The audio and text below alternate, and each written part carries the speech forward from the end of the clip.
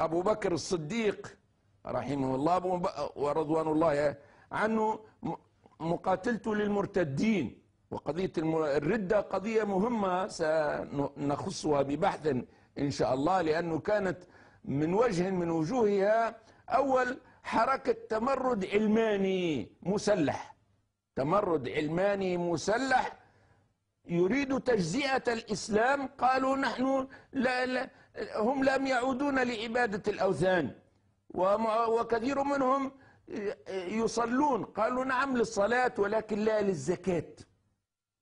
حتى يعني اضطرب بعض الأصحاب، قالوا كيف نقاتل من يقول لا إله إلا الله، كيف نقاتل من يقيم الصلاة.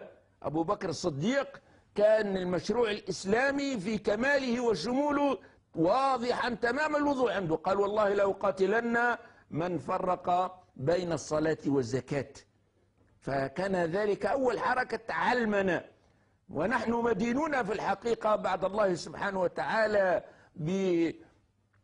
ببقاء الإسلام على أصله دينا شاملا لهذا الرجل العظيم أبو بكر الصديق. وأنا وعجب كل العجب كيف بعض من ينتسب للإسلام ينقمون على هذا الرجل العظيم الذي ندين له بعد الله سبحانه وتعالى ببقاء ديننا على كماله وعلى شموله دينا ودولة.